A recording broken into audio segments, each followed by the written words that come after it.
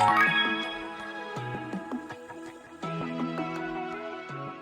friends, how are you doing? I'm doing well. Believe it or not, May is over, and that means Stitch Mania has come to an end.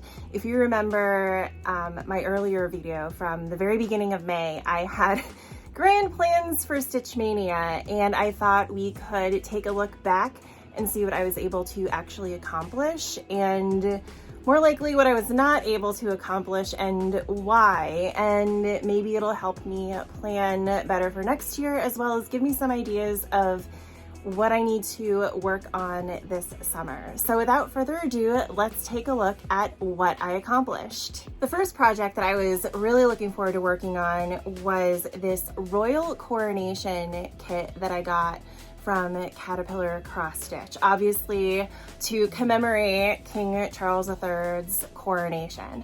I think I said before, and I'll say it again, however you feel about the royals, you don't get to see many coronations in your lifetime. So personally, I was excited about it. I have been interested in the royal family and have been following them since I was a kid. I've always been interested in them. I think it's because I grew up when the whole Princess Diana situation was going on. I had a crush on Prince William, as I think everyone my age did. And so I've always been a little bit fascinated with the family. So, you know, as much as I loved Queen Elizabeth, I was looking forward to watching the coronation of King Charles. So when Caterpillar Cross Stitch said that they were coming out with this kit, I knew that I needed to get it into my apparently monarchist little hands. I got it and I finished it in May. I did not finish it in time for the coronation, although I did work on it during the coronation, which was on the same day as my childhood best friend's wedding. So I didn't get too much time on this.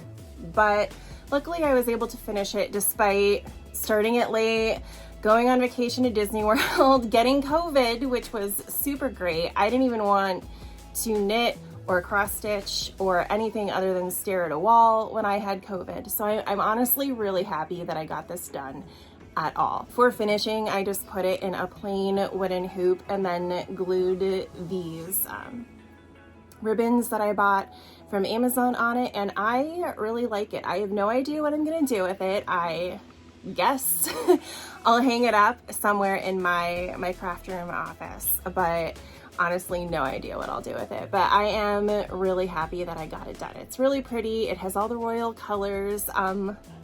All the blues and the whites and the reds remind me of the caves that they wore, which I suppose makes sense because those are their national colors, just like here in the States.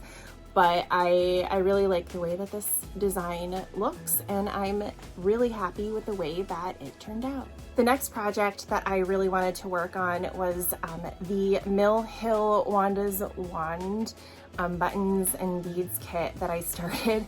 It has to have been like 2.5 years ago now. It was when Scott and I first moved in with each other, so it's been quite some time, but I was still a fairly novice cross stitcher at the time. Not that I consider myself an expert or even intermediate now, but it didn't take me long to realize I was way over my head with it.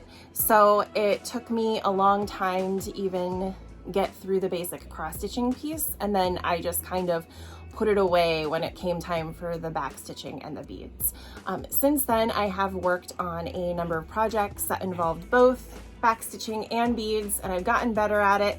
So when I found this project sitting around in a bag that I had stowed away in my craft room, I figured no time like the present. So this is how it turned out, and I am just, I don't know, beyond thrilled with the way that this looks.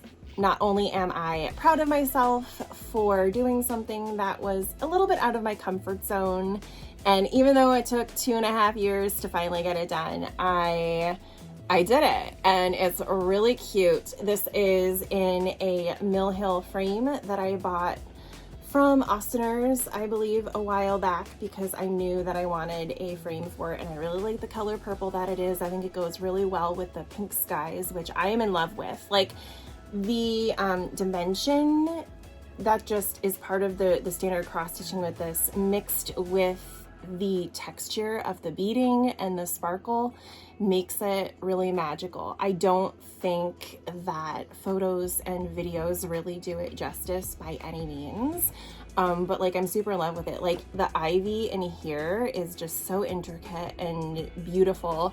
It was my first time working with KNITS, which is on the Wanda's Wands here, and there's a little bit in this jack-o'-lantern here and on the sparkles. But yeah, this was just a really detailed stitch, and I am quite proud of myself for getting it done despite having some technical difficulties in the beginning. So I'm looking forward to putting this out come fall and having it around for spooky season. Unfortunately, that is all that I was able to accomplish in May, and I say that as if like that's not a lot of cross stitching for me, because it is.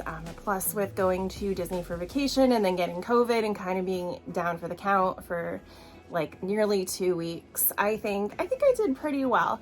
I had wanted to also work on my Under the Sea stitch along from last year's Frosted Pumpkin Stitchery Sal, but I just did not get there. And now their new Sal has started, and I might be a little sidelined by that moving forward. I'm not sure. So we'll see what I pick up over the summer. I have some ideas, and I also have some gift stitching that I'm planning to start for the holidays.